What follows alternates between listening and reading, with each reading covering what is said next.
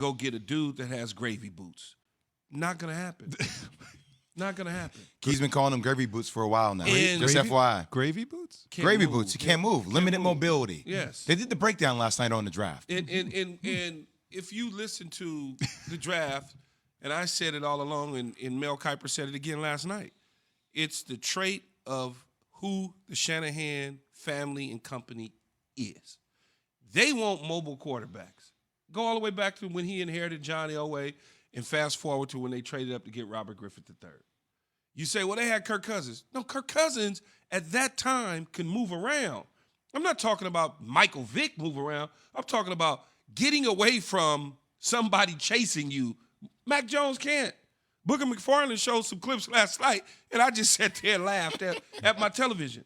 Mac Jones couldn't get out of his own way. And I don't know who it was that was on our show that created a scouting word that I'm going to use from here on out. He was very athletic in the pocket. I don't even know what the hell that means. That's the first time I ever heard that about a quarterback. Athletic in the pocket? In a 5-foot radius? I don't even know. Look, he's smart, but as I said before, they all are smart. All of a sudden, you hear that Trey Lance's football IQ is off the charts. Well, that's all of them. When you play a quarterback position, to be successful at any level, you have to be able to be smart and decipher all the information and retain the information that's given to you. So, I'm glad to see the young man eventually win at 15 to a team that he's going to have a hell of a time playing over the next couple of years, because I believe the guy that's starting in Cam Newton is going to have an amazing year this year, but that's okay. It gives him time to develop under Josh McDaniel, but Trey Lance landed in the perfect spot. He doesn't have to play right now. He can sit behind Jimmy G over the next 24 games or so if Jimmy G's healthy, and this will give him an opportunity to learn how to play the position with Kyle Shanahan, a young football team that's ready to win now. Key loves to poke the bear. All quarterbacks are smart. All quarterbacks are like, no, not every quarterback is smart. No, There's different levels of smart out here. But you heard me say the ones that have success. Yes. Very true. All the ones with success are smart. I'm going to be a little bit more boisterous than Key, because Key's promo was like, oh, you're going to hear the whole trash talking for 4 hours. I don't want to kick Dan. I'll do it for you. No, it's not. It's Dan not about Dan. Anybody else. It's not about Dan. It's about, I got receipts, Key. Okay. I got receipts on my damn phone from people saying, I got at Jaffe45. This is 4 weeks ago when John Lynch. Somebody hit you. Yeah, John Lynch was going to watch the pro day for Mac Jones. And everybody's like, oh, that's when it all started, right? Alan, we were on air. Yes. And it was like, this is it. Mike Tannenbaum, everybody's like, they're going to take Mac Jones. I'm like, this is a smokescreen. Don't believe this. Then Key came out and said they're going to take Trey Lance, right? At Jaffe45, how the hell they're not going to draft Mac Jones? Hater, you're horrible on TV. I don't see you being on the show longer. Your football knowledge is terrible. Oh, at Sean Wilkie, at Post Radio 1, NBA star. NBA trying to pick peeps in the NFL. You don't know what the hell you're talking about. Get off my damn TV show. Ooh. People come, whoa, okay. Oh, how do we do a key? Like, yeah. I'm going to pat myself on the back. I'm not even a football guy. I just watch football like a fan. I'm listening to people. That's Ether. Play it, Alan. Yep. I'm hot, Key. I hear you. I got love for Mac Jones. I'm happy Mac Jones. I don't have no love for him. I got love for him because I'm excited for him. He went to a good spot.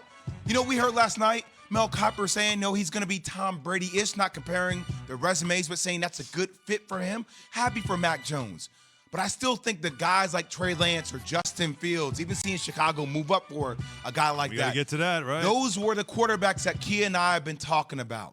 Guys that can make something out of nothing with their feet, but still have the ability to see down the field and create plays. Like, those are the quarterbacks that are the future of the league. I'm not saying Mac Jones can't be, but he's going to be more of a system-like quarterback. Yeah, and you got to go into the right system if you or Mac Jones. I got receipts, Key. No, receipts. I get it. I got receipts. I got so many more, but we don't have enough receipts. time. That's the energy we need this morning. No, I got a lot of receipts. I just choose not to use them on stupidity because I'll do it for you. That was stupid for people to really honestly think that that's what they were getting ready to do. I should get fired. It just doesn't.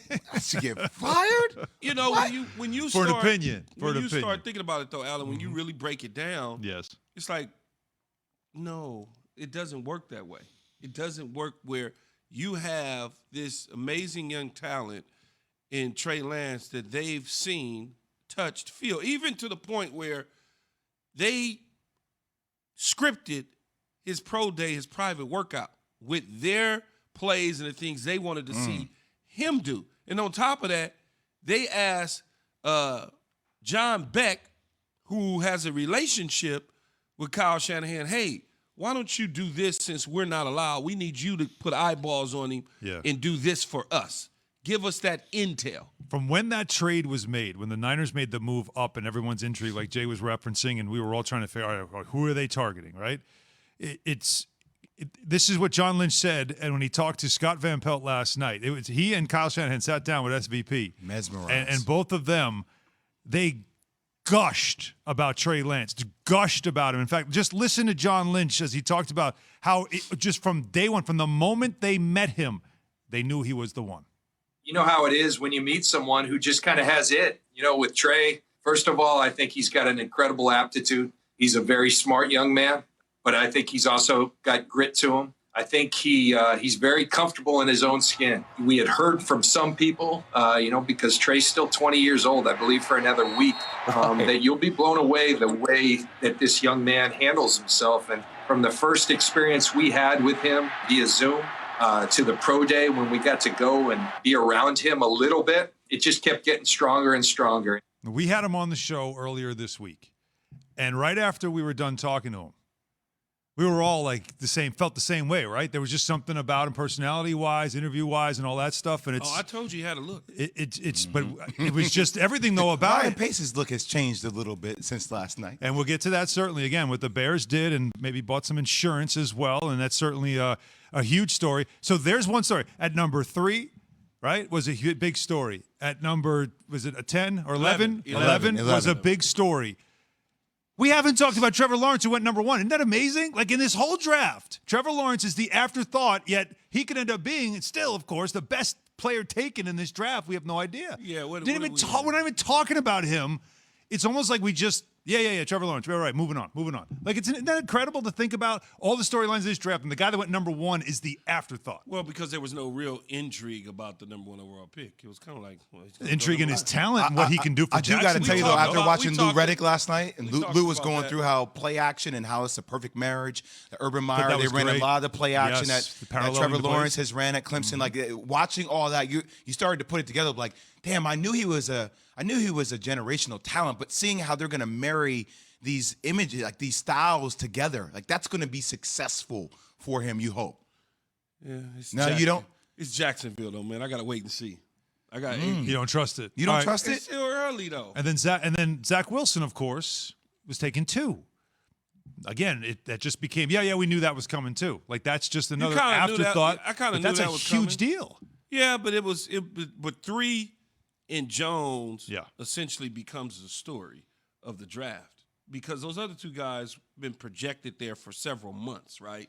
And so it was just when it happened, it's like, oh, okay. Yeah. They drafted Trey Lance. Okay, Wilson's gone. Now what's going to happen at 3? Mm-hmm. Oh, my goodness. They just took Trey Lance. Really?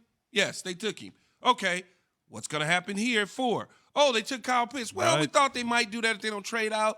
Oh, what's 5? Oh, okay. Well, we thought that might happen with Chase. And then things started, and as these teams started coming, you're like, ooh, he's still sitting there. Mm-hmm. Okay. All I know the green room is getting mighty empty, and then all of a sudden, as you start to get closer to New England, you're like, well, New England, that makes a little bit of sense. Okay, New England's going to do it. Certainly having Cam Newton, it buys time for Mac Jones, at least a little bit. And as Bill Belichick said, that Cam Newton's their starter, made that clear, and that Mac Jones and Jarrett Stidham, he'd mentioned as well, will compete for the job. The 2021 NFL Draft on ESPN Radio, presented by Sherwin-Williams. Second, third round coverage begins tonight, 6 p.m. Eastern on most ESPN radio stations. So there were many, many headlines, many things to get to. The Aaron Rodgers thing we haven't even touched on yet, and that was a huge story. Trey Lance, number 3 overall. Said by Keyshawn. And the Bears, of course, as Jay mentioned very excitedly, they made a bold move to get their quarterback, maybe their QB1, at least of the future. But will this one finally break that long trend in Chicago? That is all coming up next. 888-SAY-ESPN, 888-729-3776, of course, so you can give us your takes on what your team did in the draft. KJZ on ESPN Radio and the ESPN app.